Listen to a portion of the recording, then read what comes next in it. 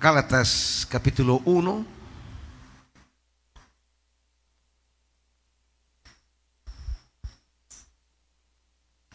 versículo 8. Gálatas 1:8. Pero aún, si alguno de nosotros o un ángel del cielo les predicara acerca de unas buenas noticias distintas de las que hemos predicado, que caiga bajo maldición. Como ya lo hemos dicho, ahora lo repito: si alguien anda predicando un mensaje distinto del que recibieron, que caiga bajo maldición. Padre, ayúdanos a entender esta escritura y hacerla parte de nuestra vida.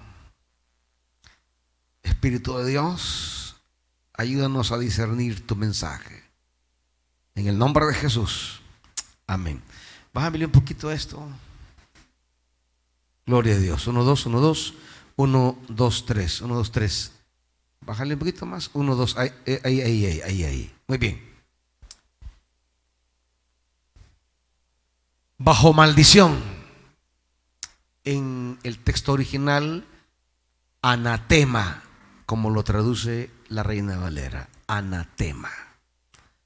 Anatema es una palabra que viene desde el Antiguo Testamento. Era lo que se dedicaba a la destrucción. Anatema, por ejemplo, fue la ciudad de Jericó, dedicada a Yahvé como primicia, y tal dedicación implicaba presentarla en holocausto y quemarla por completo. Anatema, una palabra bien fuerte, una palabra que asusta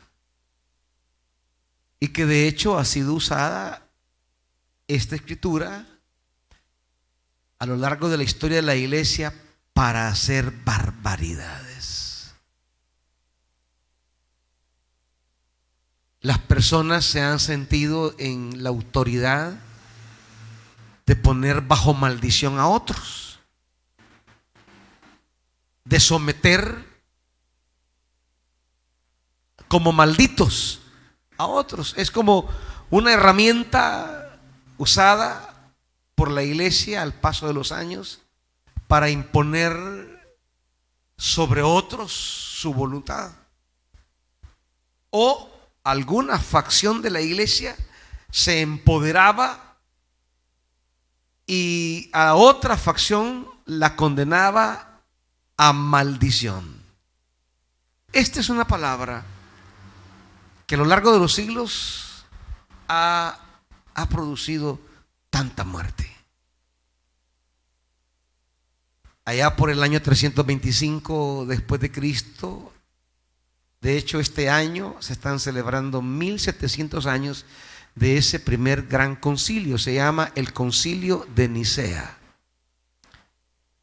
Fue convocado por Constantino, emperador de Roma, y por primera vez en 325 años, lo que eran las iglesias se reunían por primera vez. Nadie se conocía. Unos habían escuchado hablar de fulano, de sutano, a otros les habían llegado los escritos de mengano, pero nadie se conocía. Desde España al norte de África, a Siria, Palestina, todo Asia Menor, Roma, el centro de Europa, por primera vez, todos los obispos de las diferentes, claro, obispos en aquel momento todavía no es una cosa tan complicada como lo es hoy. Eran los pastores, los líderes de cada comunidad cristiana, no eran aquellas cosas tan complejas como llegó a ser posteriormente el tema del obispado.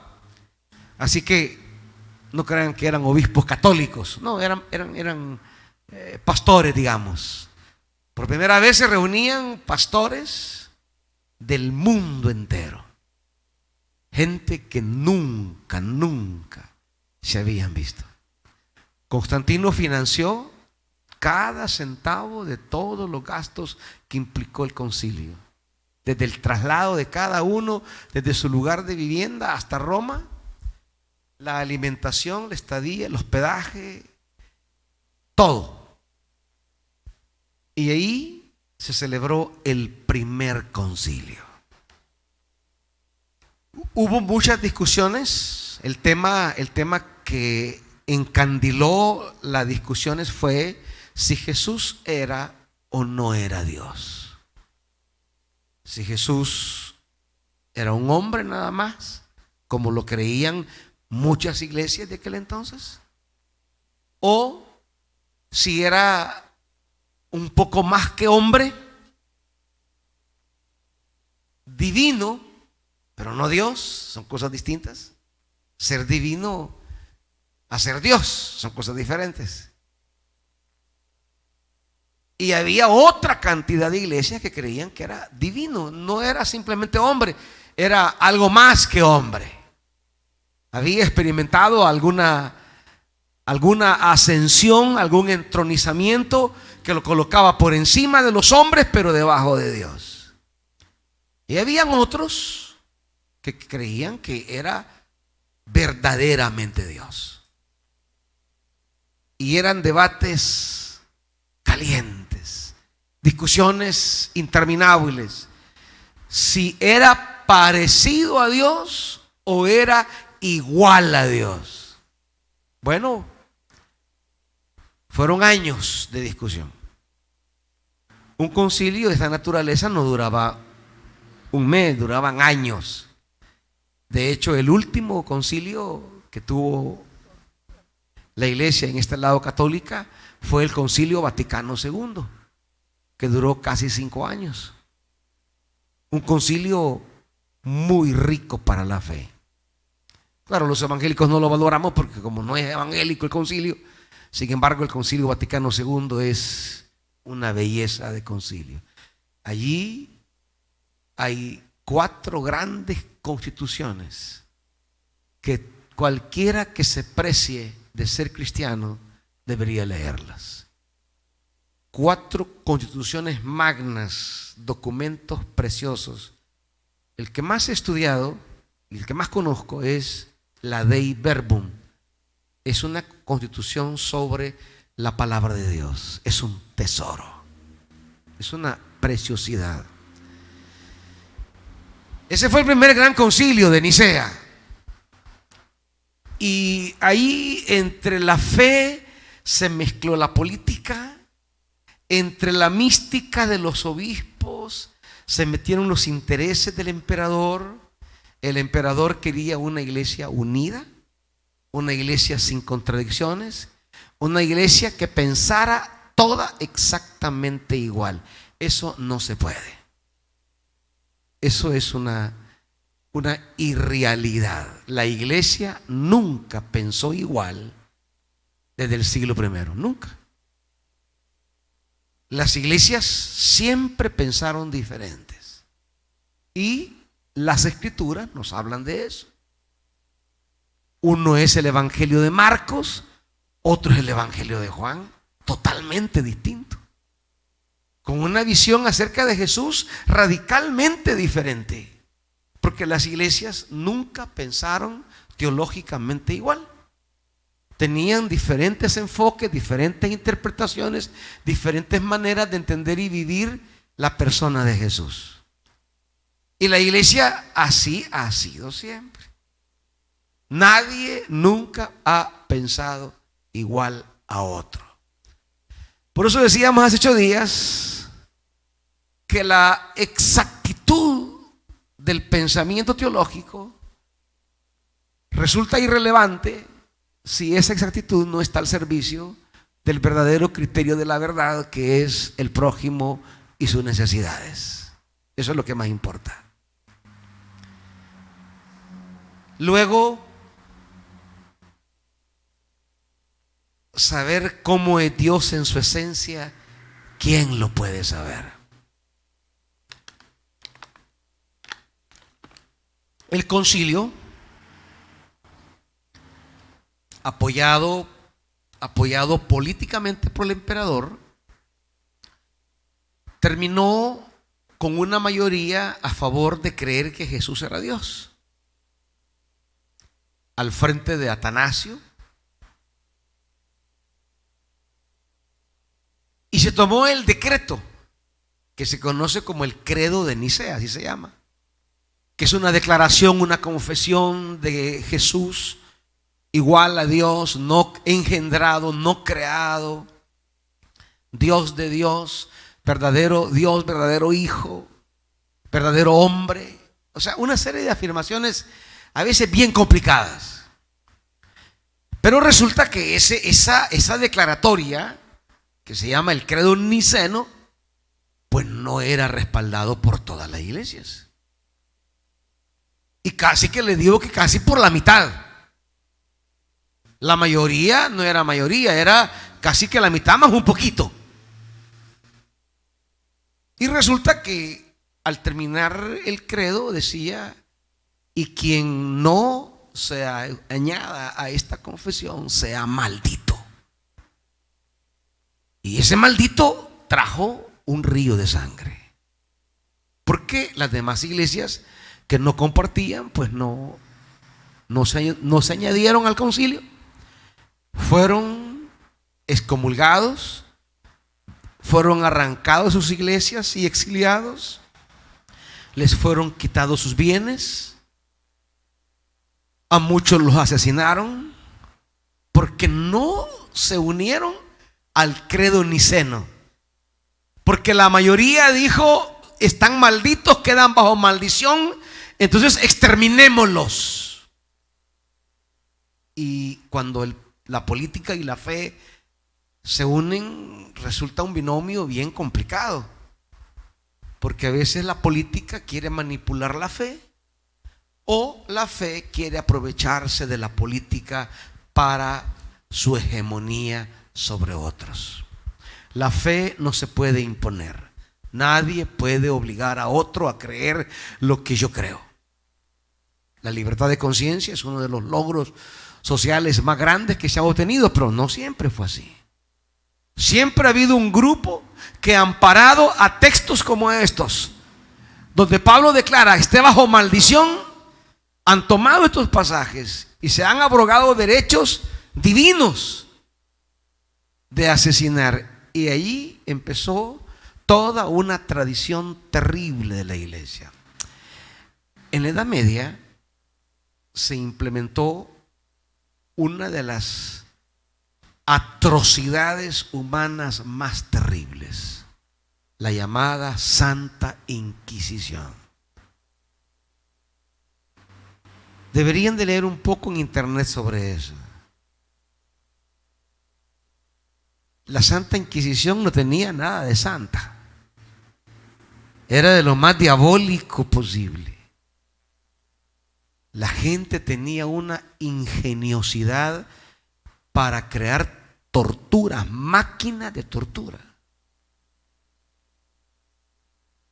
Basta una máquina. Lea, ahí están las máquinas, y todavía en Europa hay museos donde están los instrumentos y las máquinas de tortura que la iglesia usaba contra los que no creían o renegaban o no aceptaban literal y exactamente las cosas como la iglesia lo decía,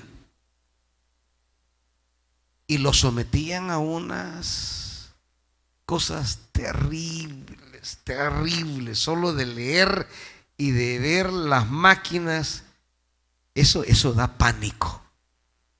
Busquen en internet, no solo TikTok hay ahí, hermanitos.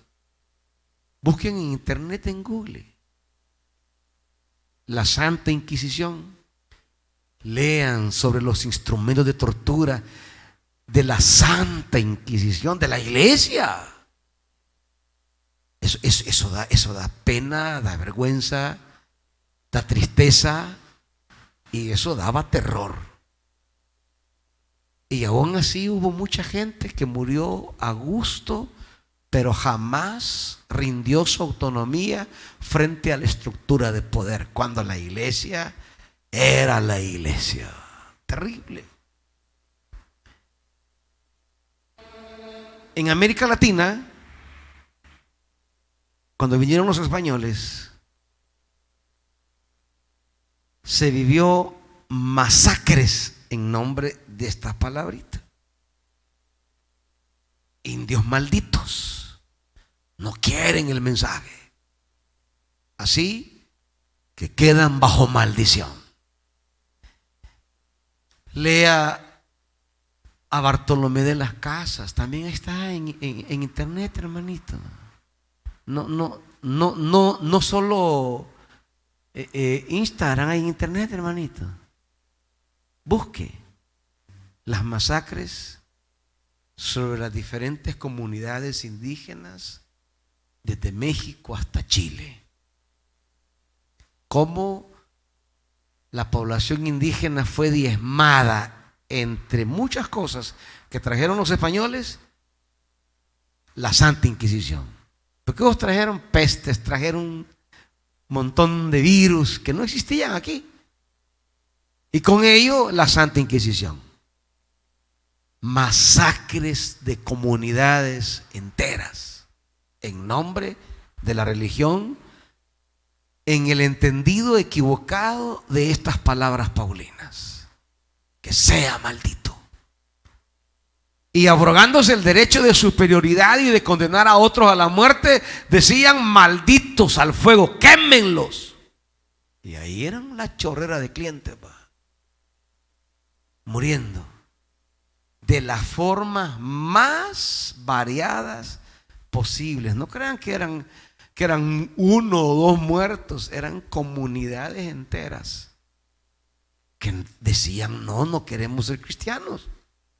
Pues si ni hablaban el idioma ni entendían, le daban al cacique, al líder indígena, la Biblia y le decía: te sometes a esto. Y él decía: yo no sé qué es esto. La forma estúpida de creer que eso era evangelización.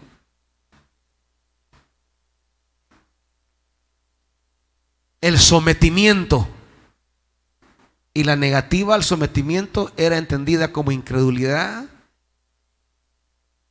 y fueron declarados anatemas, malditos, y murieron tantas personas a manos de la iglesia. Todavía hoy en el mundo evangélico ese espíritu existe.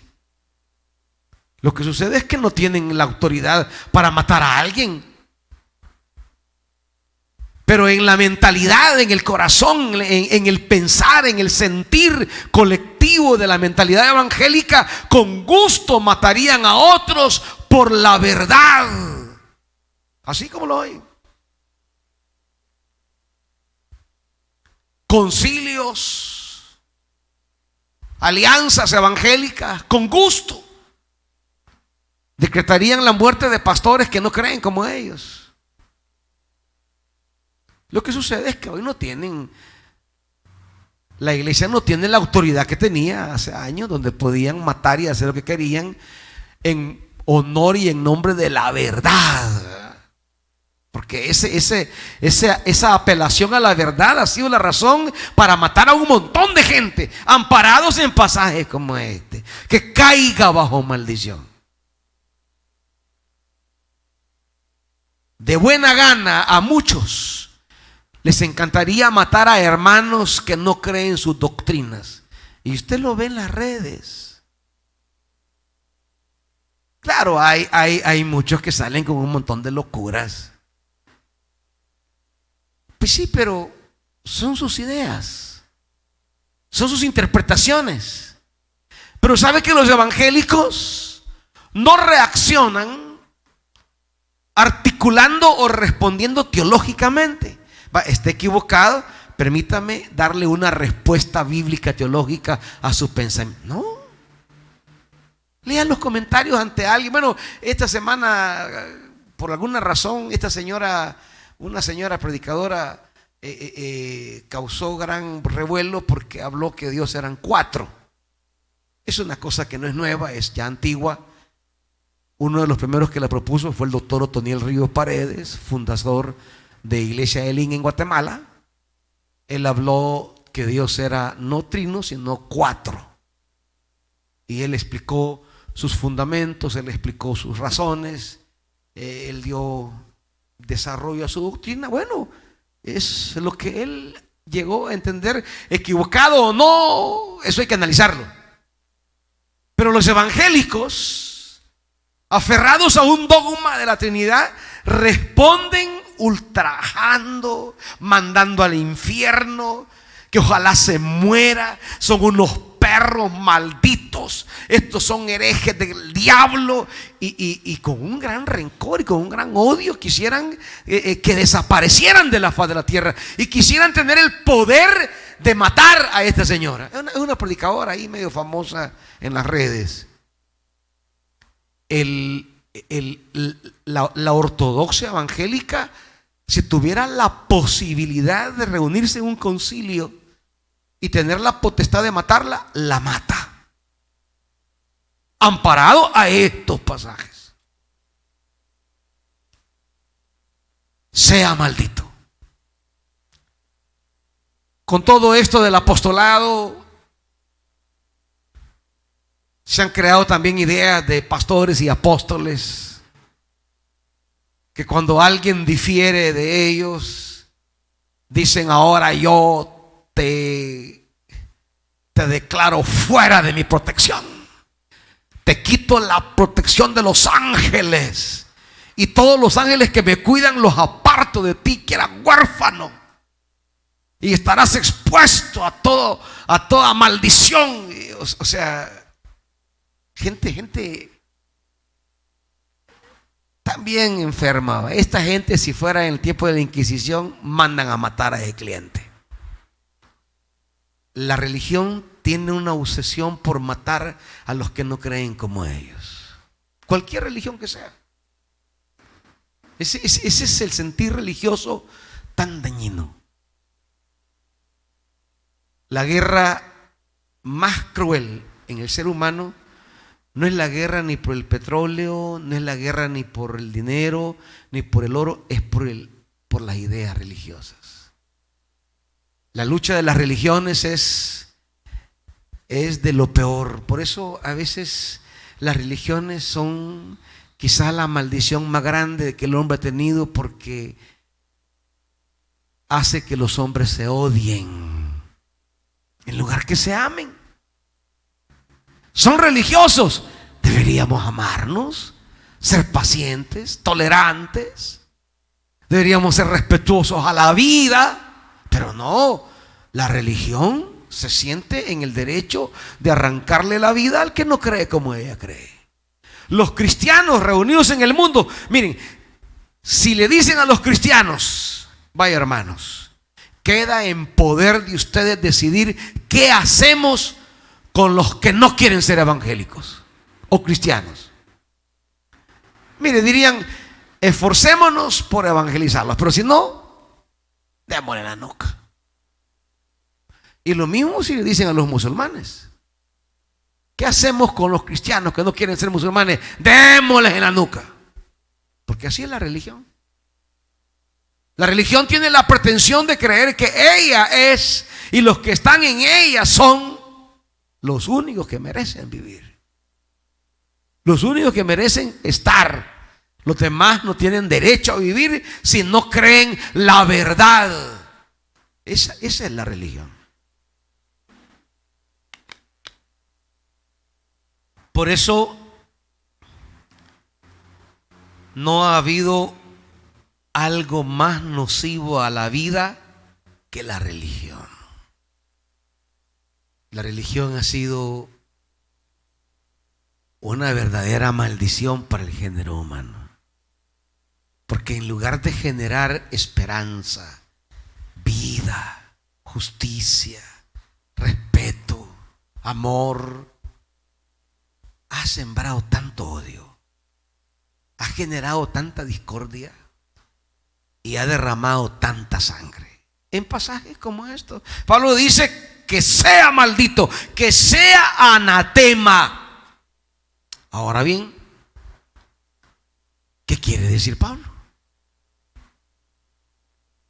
¿Cuál es el sentir, el pensar de Pablo en un texto como este, donde está muy molesto, donde está incómodo por los que han inquietado las almas de los Gálatas y los han predispuesto contra el mensaje que Pablo les ha dado, los ha predispuesto contra Pablo como mensajero? ¿Qué está pensando Pablo? Cuando Pablo dice sea maldito, ¿está creando alguna especie de mecanismo para deshacerse de quienes no creen como él? ¿Está instaurando alguna instancia para deshacerse de las personas? Es decir, ¿estamos ante la versión nueva del antiguo Saulo que mataba a cristianos? ¿Estamos ante eso? ¿Ha transferido Pablo el comportamiento antes de Cristo en su vida, de perseguir, asesinar, arrastrar, encarcelar y deshacerse de esos creyentes en Jesús? ¿Ha trasladado el mismo celo, la misma actitud, el mismo sentir ahora en Cristo para matar a los que no creen como él? ¿Sigue siendo Pablo un asesino? ¿Sigue siendo Pablo un criminal? ¿Sigue siendo Pablo alguien que mate a los que no creen como él? ¿No ha cambiado Cristo esto?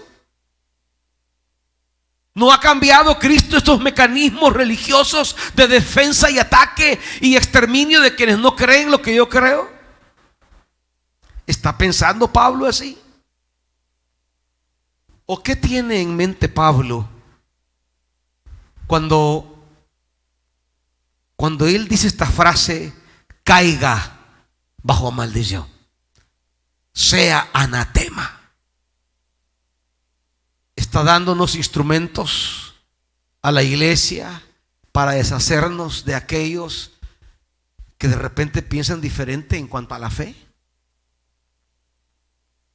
Le está dando un arma a la iglesia para que mate y deshaga a los que se apartan del mensaje. ¿Es la muerte la salida que la iglesia propone frente a las personas que no creen como cree la iglesia?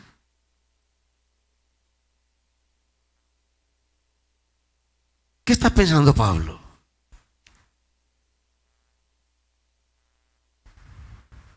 Yo no puedo pensar que luego de experimentar la gracia de Dios, Pablo esté pensando en tratar a los humanos o a los hermanos de una manera diferente de como Dios lo ha tratado a él. Alguien que entiende la gracia de Dios no puede remitirse a las personas con otra diríamos, con otro trato que no sea el de la gracia de Dios. ¿Cómo no? Lo que recibiste de gracias, dadlo de gracias. Si a mí, que se me perdonó una gigantesca deuda, yo debo perdonar una minúscula deuda. Esa es la lógica de la gracia. La lógica de la gracia es, tal como Dios me ha tratado, yo debo volcarme hacia mis semejantes con esa misma gracia. Quien ha experimentado la gracia no se vuelve sino un canal de esa gracia a otros. Resultaría entonces totalmente inconsecuente pensar que Pablo en estos versículos lo que quiere es resucitar al Pablo asesino antes de Cristo resultaría fuera de tono. Porque él mismo está claro de la gracia. Él está hablando cuando dice en el versículo 15: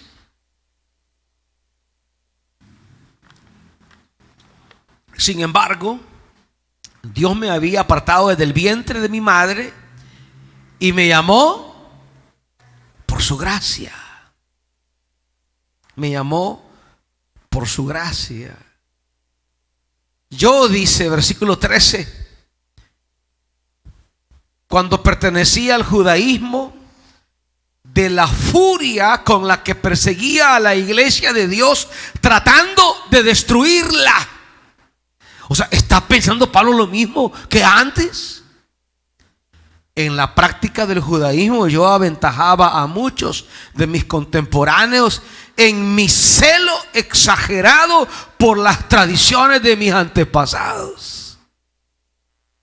¿Es Pablo el mismo ahora que tiene celo por el evangelio y quiere perseguir y quiere destruir? ¿O qué quiere decir Pablo? Sin embargo, Dios me había apartado desde el vientre de mi madre y me llamó por su gracia cuando Él tuvo a bien revelarme a su Hijo para que yo lo predicara.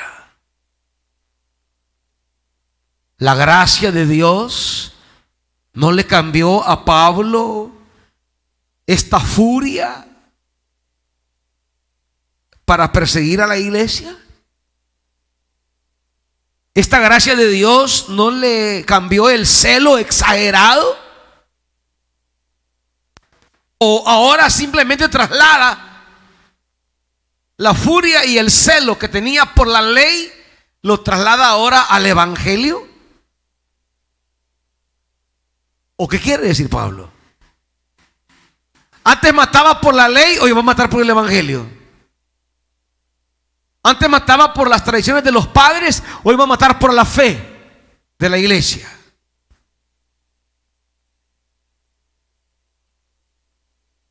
¿O qué quiere decir Pablo con esto del anatema? Hay un principio que subyace al tema del anatema. Hay un principio que subyace al tema de la maldición, al tema del castigo, al tema del juicio, porque es lo que está aquí de por medio. ¿Hay un juicio? Sí, hay un juicio. Pero Pablo no está pensando en que estas personas que andan confundiendo a la iglesia de Galacia sean condenadas a muerte y, si es posible, sean quemadas o asesinadas. Pablo no está pensando en eso. Pablo está pensando en el juicio de Dios.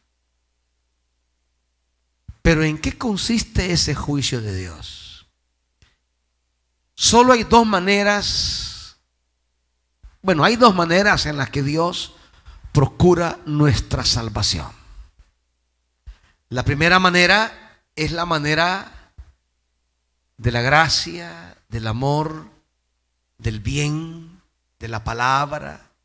Como todo padre, quiere traer beneficios a la vida de sus hijos a través del amor. Rodearlo de cariño, rodearlo de cuidados, rodearlo de atenciones, darle palabra una y otra vez. Y quiere redimir a su hijo, quiere que le vaya bien a su hijo, quiere guiarlo por el buen camino a través de acciones, diríamos, benévolas. ¿Me entienden? Que el hijo entienda y diga, comprendo lo que mi papá quiere. Hijo, mira, no te juntes con papá. Está bien, entiendo, mi papá tiene razón. Esta persona no es benéfica para mí. Es una influencia negativa, me aparto. Pero resulta que a veces Dios rodea de cuidado en nuestra vida y nosotros no entendemos. Tantas oportunidades. Quizá un pasaje que nos ilustre es Isaías 5. Acompáñenme.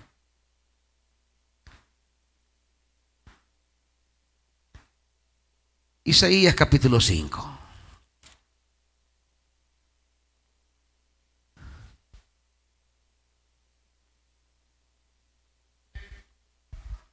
Cantaré en nombre de mi querido amigo una canción dedicada a su viña.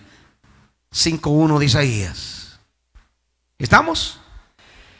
Y aquí empieza Dios con sus cuidados. Mi querido amigo tenía una viña en una ladera fértil.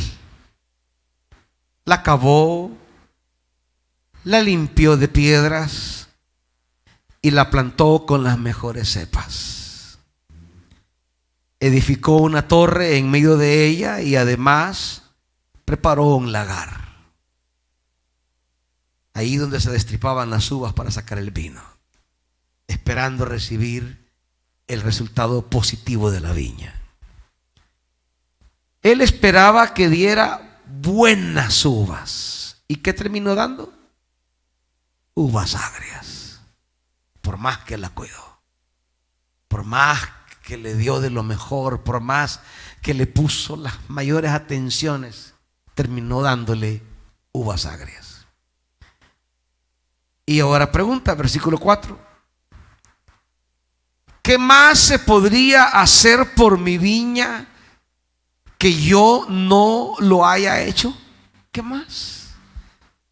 ¿Qué más tiene que hacer Dios por nosotros para hablarnos de su amor, cuidados y buenos propósitos? ¿Qué más? ¿Qué más, hermanitos? A veces Dios nos rodea de tantas bondades y al final damos uvas agrias. Tanto amor no nos bastó. Tanto amor no fue capaz de cambiar en nosotros nuestra esencia rebelde, desorientada, perjudicial. Tanto trato generoso, tanto derroche de cuidados, tanta bondad, no fue capaz de provocar en nosotros un replanteamiento de nuestra manera de pensar, nuestra manera de sentir, nuestra manera de obrar. Tanto amor, tanta bondad, tantos cuidados. Y todo eso lo tomamos como, quizás como algo que merecemos, como algo que debemos tenerlo. No es gracia, es obligación que tienen con mi existencia. Y ese amor no es capaz de replantearnos algunas orientaciones de la vida, sino que ese amor lo vemos como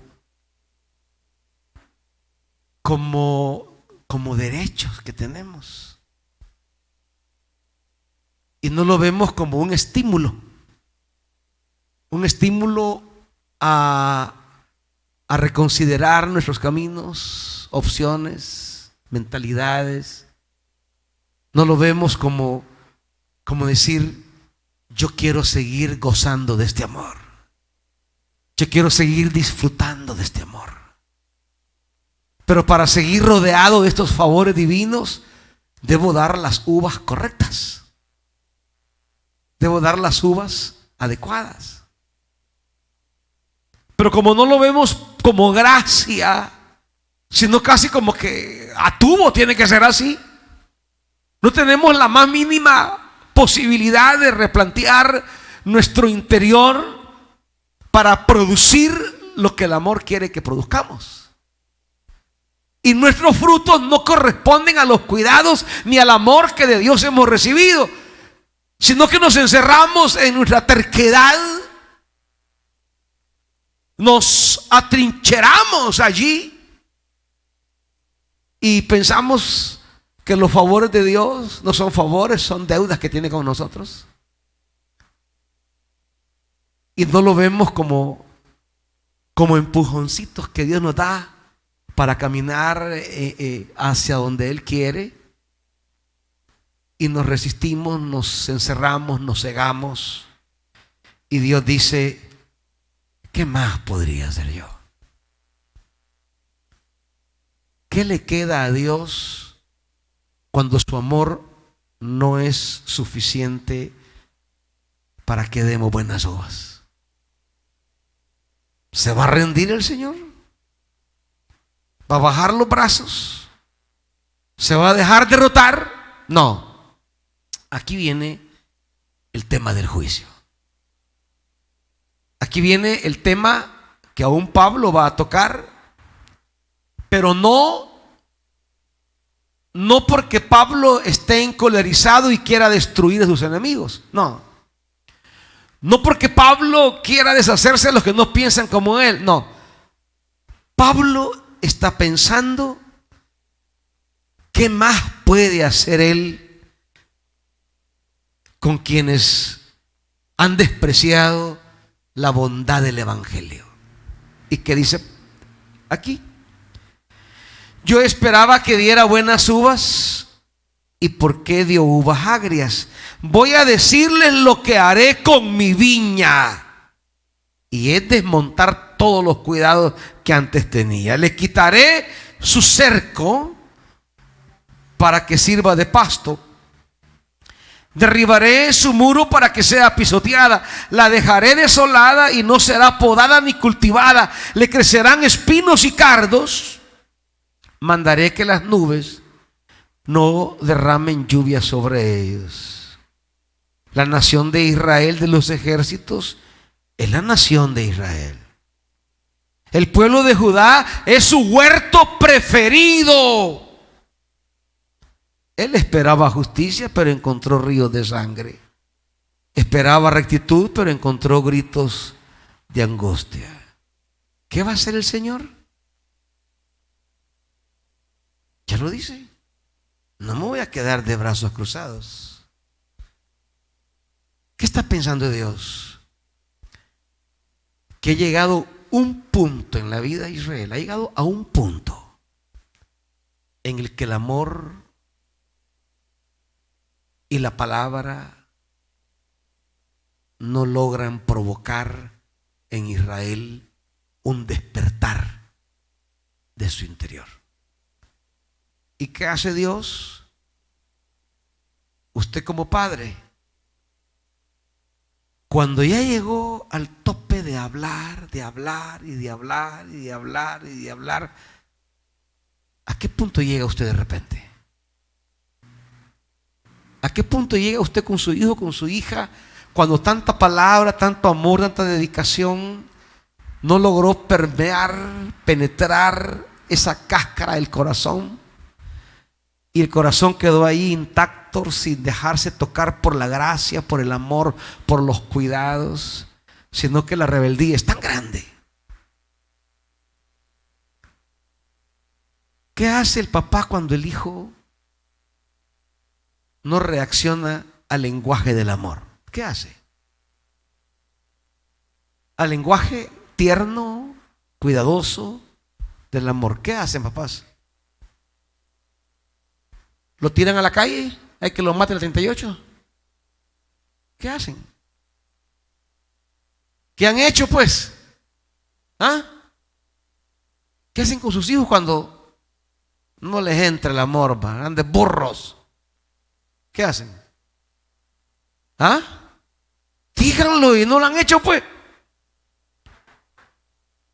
Y las cachimbeadas que le han dado, yo lo cachimbeo, diga. No tenga pena.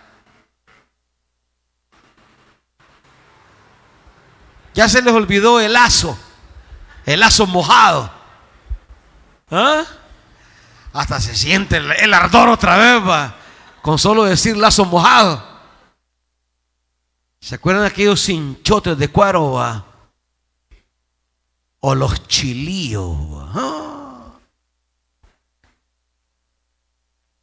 Las ramas o aquellos garrotitos que andaban por ahí. Bueno, algunos rajas de leña, ¿A quién le dieron con raja de leña?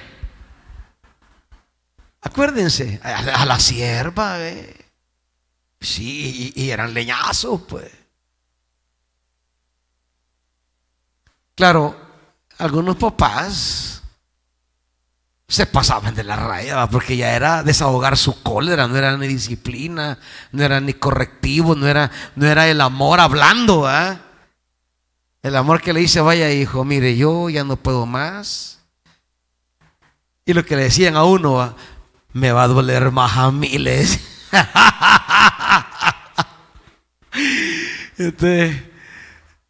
Hijo, me va a doler más a mí que a vos, pero tengo que darte riata.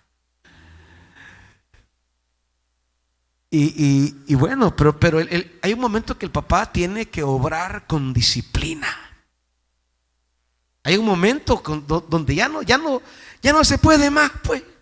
Ya no hay palabra, ya no hay ternura, ya no hay cariño, ya no hay dedicación, ya no hay nada más que el Antiguo Testamento. ¿Ah? Sacar la vara, como dice Proverbios, sacar el cincho y proceder. O medidas punitivas. Le voy a quitar esto, dice. Voy a quitarle lo otro. Comenzar a privarlo. A privarlo. Y si una persona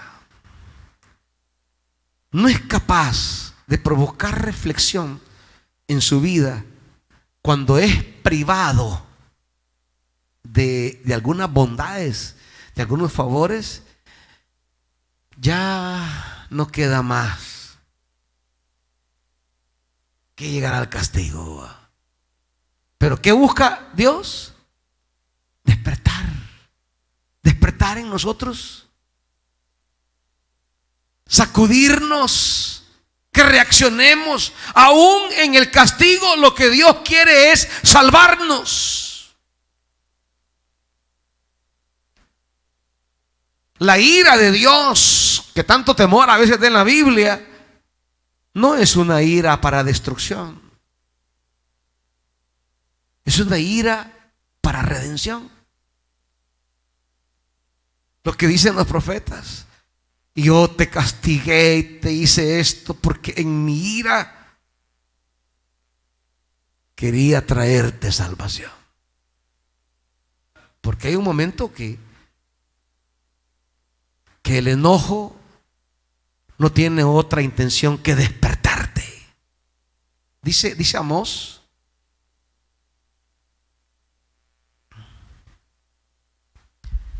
acompáñenme a Amós, capítulo 4.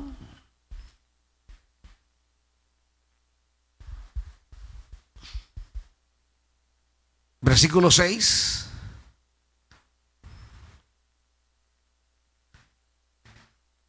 Yo les hice pasar hambre en todas sus ciudades y los privé de pan en todos sus poblados.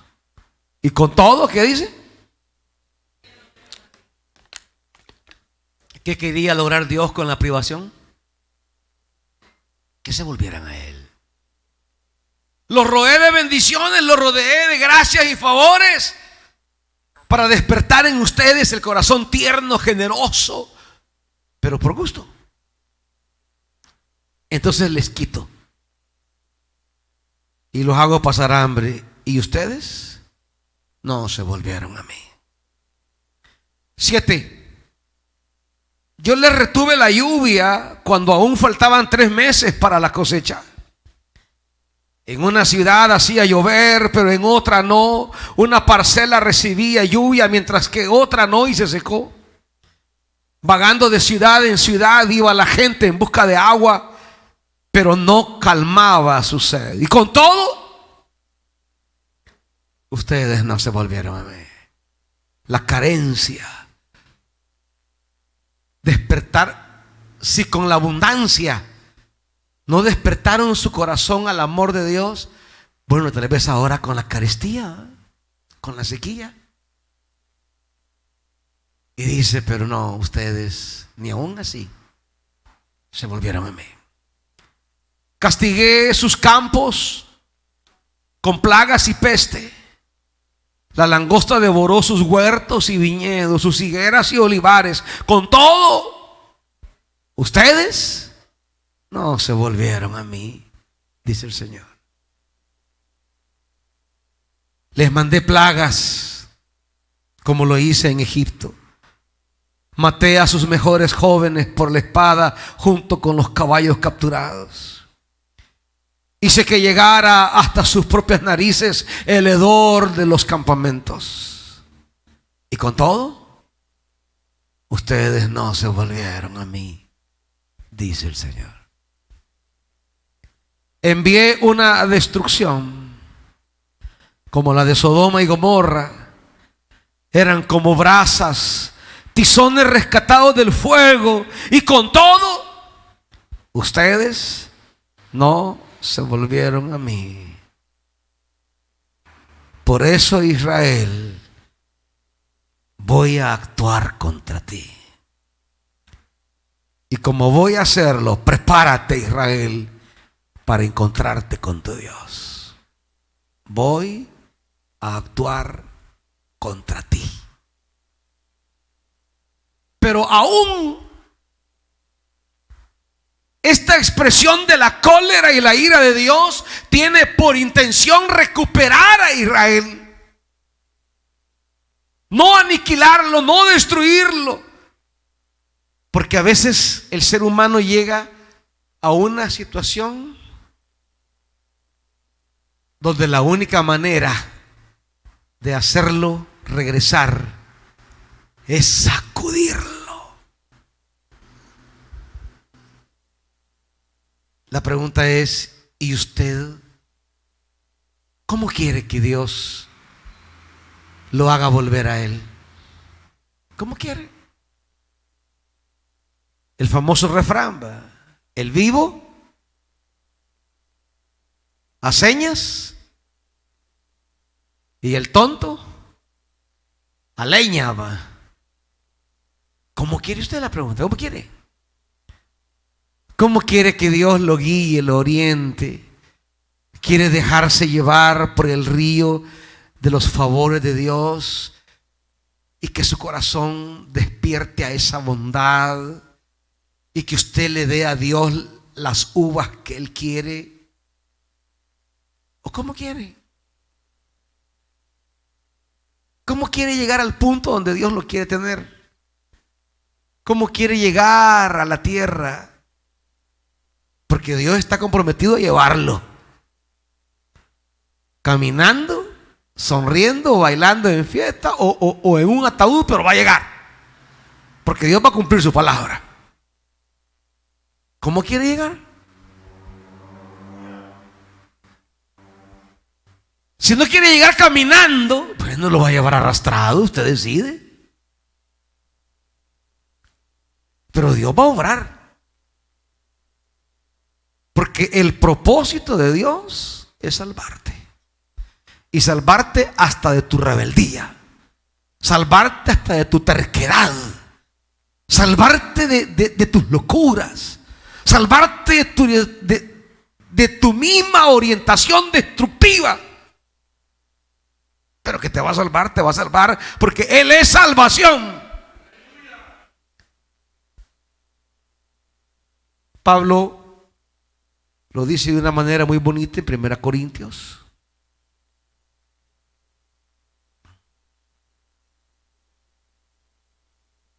Versículo 18 del capítulo 4.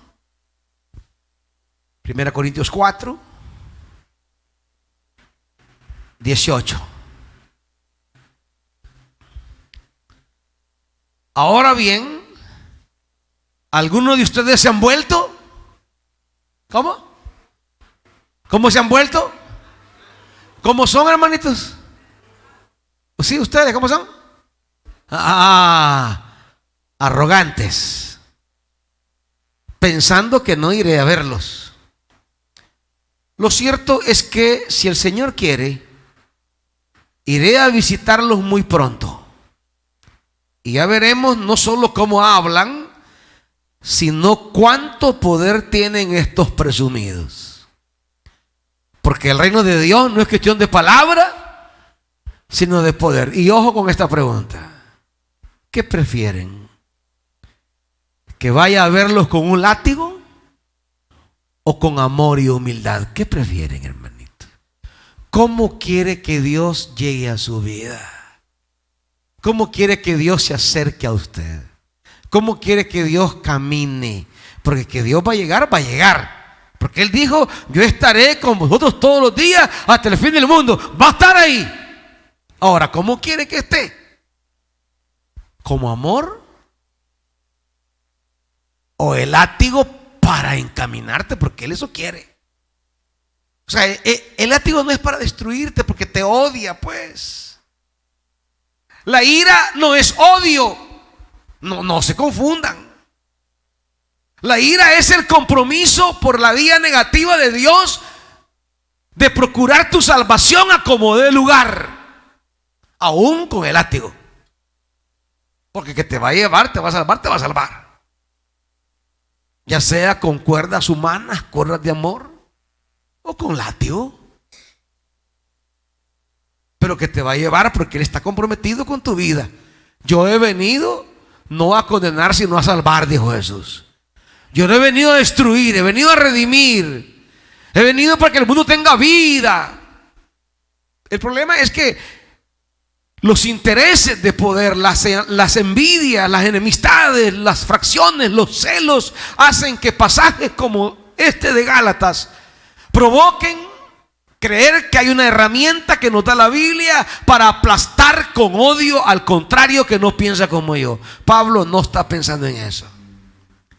Pablo dice: si ni el mensaje que yo les he traído de la gracia de Dios, si ni eso, ya no es la salvación de ustedes. No, a ustedes solo les queda entender por las malas. Ya solo les queda tomar el camino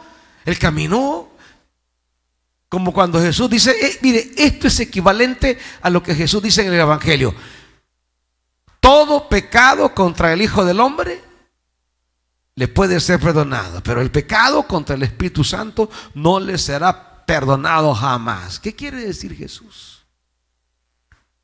¿Está hablando de algunas palabras especiales contra el Espíritu? No. Está hablando, si el Espíritu es el que opera en nosotros, la gracia, la bondad de Dios, y yo desprecio la obra de la gracia del Espíritu, ¿y qué me queda? ¿Qué me queda, pues? Si el camino de redención propuesto por Dios lo estoy votando, ¿qué me queda? No es que existe alguna palabra contra el Espíritu que Dios no pueda perdonar. No, eso no está hablando Jesús. Jesús no está hablando que existe alguna especie de palabras para referirse al Espíritu Santo y que esas palabras no pueden ser perdonadas. No. Está hablando de una actitud hacia el Espíritu Santo. Si Él es quien opera la gracia, por eso dice Hebreos, el Espíritu de gracia, ¿qué más tengo? Dice Hebreos, ¿qué más me queda? Si he despreciado al Espíritu de la gracia, ¿qué más tengo? No me queda más que esperar la redención por el juicio, porque aún el juicio de Dios es para redimirnos. El juicio quiere procurar una sentencia, quiere despertar mi conciencia, sensibilizarla y decir: ¿qué hice? ¿Qué me pasó? Cuando usted ha sido castigado, la idea es despertar un sentido del deber, un sentido de reflexión. Y cuando hay reflexión, hay conversión.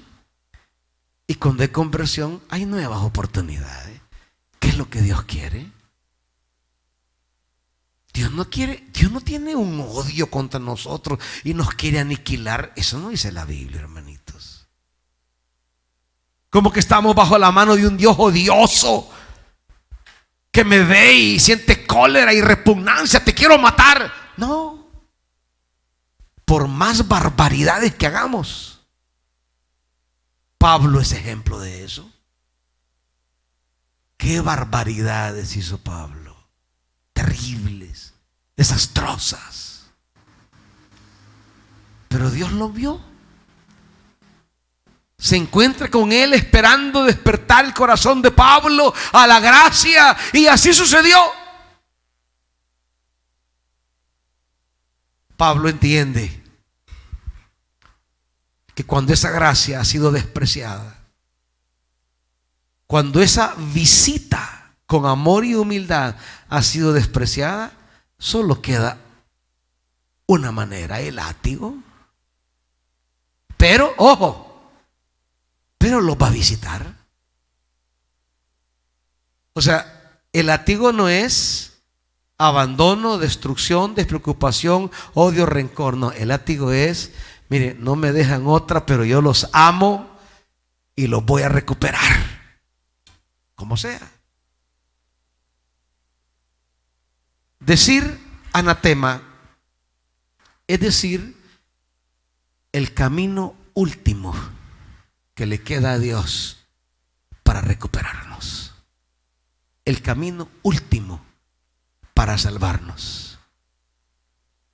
Si la gracia, que es como Dios quiere salvarnos, es como Dios nos ha demostrado en Jesús que nos quiere salvar, en la gracia, ese acercamiento bondadoso, amoroso, misericordioso, es en esa gracia que me quiere salvar. Pero si ese camino no es el que yo quiero, bueno, Dios tiene otro.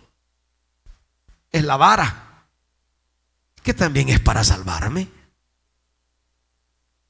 Entonces, Pablo lo que está diciendo es: si no queremos que la gracia que radica en el evangelio que yo les he anunciado sea el camino de Dios para salvarles, bueno, les va a tocar otro camino. Pero es siempre la intención de Dios atraernos hacia Él. Es la intención de Dios, como cuando Pablo dice, y aquí cierro con este pasaje de 1 Corintios 5.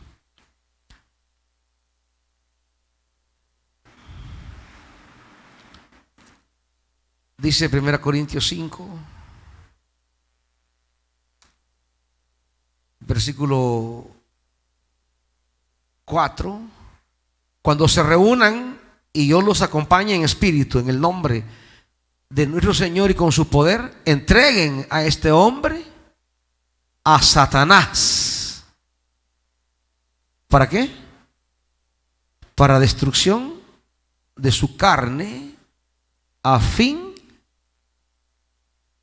de que su espíritu sea salvo en el día del Señor. Estas son frases a veces complicadas, pero dice: entréguenlo a Satanás. Pero ¿cuál es la intención? Signifique eso lo que signifique, independientemente si precisamos o tenemos idea exacta de lo que Pablo quería decir con esto de entregarlo a Satanás, que pareciera ser dejarlo a lo peor, pues. Pero aún tomando esta decisión de dejarlo a lo peor, ¿cuál es el objetivo? Salvación. Salvación. Que su carne sea destruida, pero él sea salvo en el día del Señor. Quien no quiso con el amor, querrá con la barra entonces. ¿Y usted cómo le gusta caminar en la vida? ¿Con la luz de Dios o con los porrazos? ¿Cómo le gusta ¿O cómo quiere que Dios le encamine hacia la tierra? ¿Cómo quiere que Dios lo guíe? ¿Como un padre a su hijo de la mano? ¿O a chiliazos? ¿Cómo quiere caminar? Pero que va a caminar porque Dios lo ama. Va a caminar porque Dios es fiel. Va a llegar porque así es Dios. Y se ha propuesto en Cristo salvarnos. ¿Con amor o con la vara? Usted decide. La frase de Pablo no pretende ser un tribunal para eliminar a adversarios teológicos. Es solo una declaración. Que sea como sea. Si no lo quisieron creer la gracia y asumir la gracia por este evangelio bendito, bueno, entonces lo van a hacer con la vara.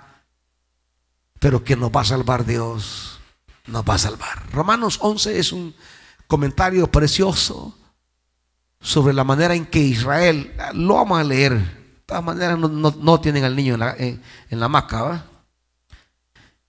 Romanos, vea lo que dice Pablo, Romanos.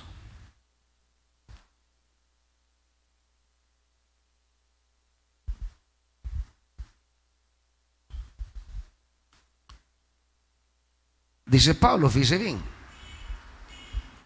Y leo esta porción compleja, le voy a decir.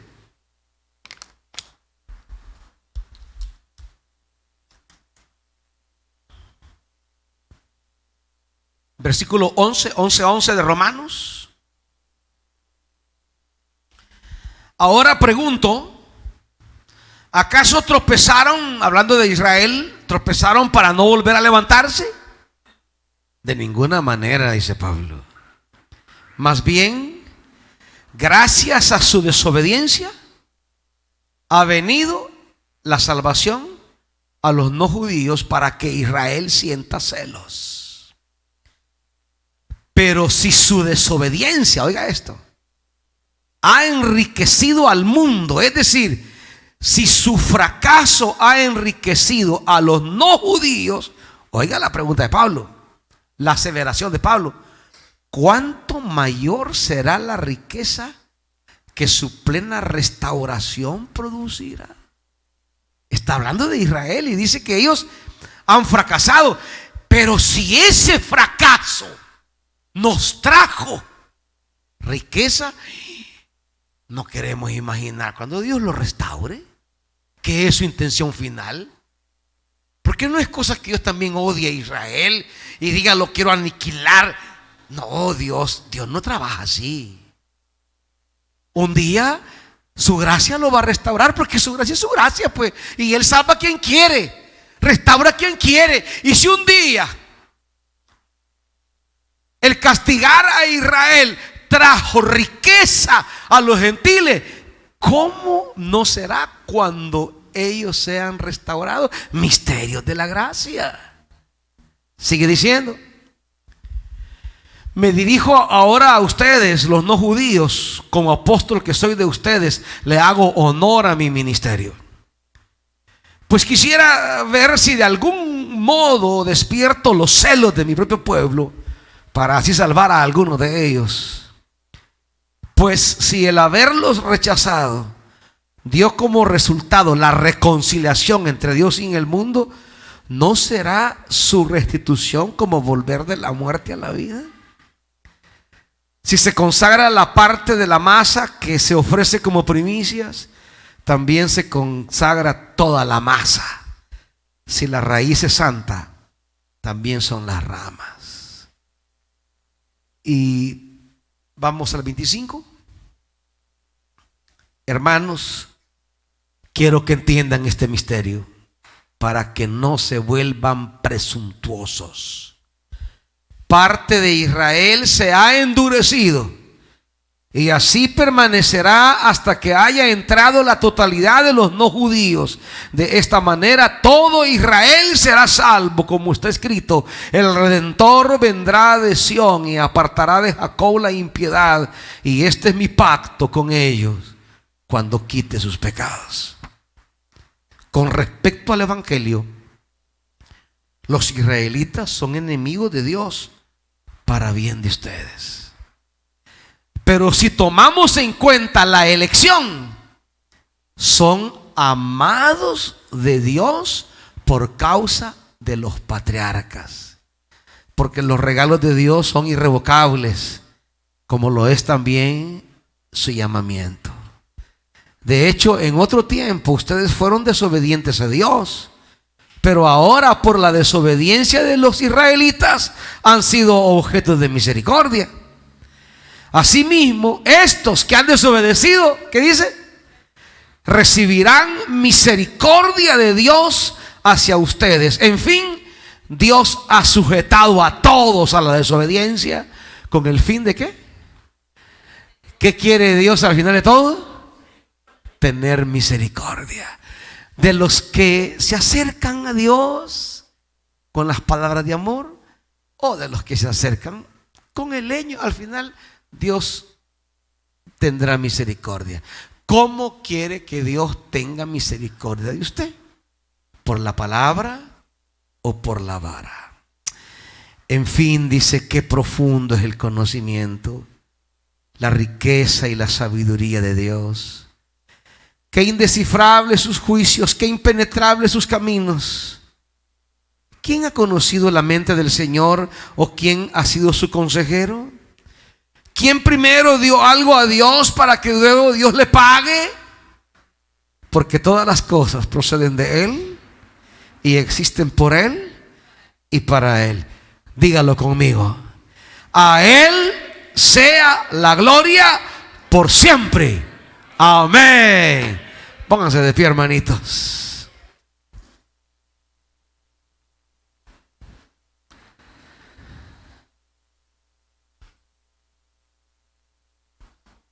Algunos hijos quizás en la vejez van a entender todo lo que el papá les quiso decir. Todos penqueados, garroteados, pero van a entender un día. Otros desde su juventud entenderán y van a disfrutar los favores de Dios, las gracias, las van a disfrutar, van a llegar a su vejez bendecidos porque entendieron desde jóvenes. Otros van a llegar todos leñateados, pero van a llegar, hermanito, hoy. Usted decide cómo quiere llegar. Padre, no queremos llegar al anatema porque no queremos la vara. Queremos entender tu evangelio de amor en Jesús. Espíritu Santo, danos un corazón entendido, sensible, que nos baste tu amor para entender tu voluntad, que nos basten tus favores y tus misericordias para despertar en nosotros el corazón que tú quieres, las uvas que tú quieres. Señor, a veces como Saúl,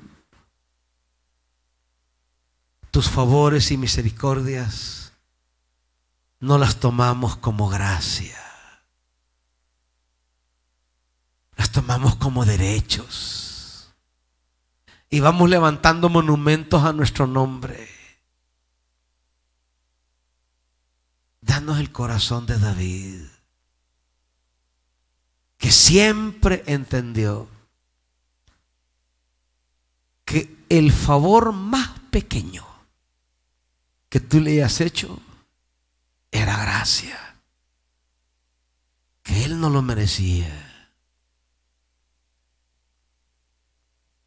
Y un día saltó, brincó, danzó, se desnudó para reconocer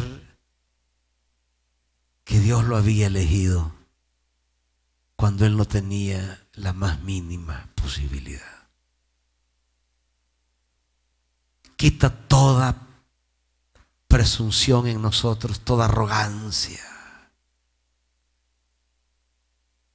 y déjanos ver tu gracia y vivir a la sombra de tu gracia y poder tratar a los otros con tu gracia.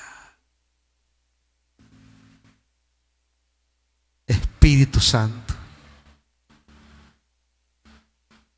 danos un corazón sensible y noble, en el nombre de Jesús. Amén. Que Dios me les bendiga, iglesia. Gracia y no vara.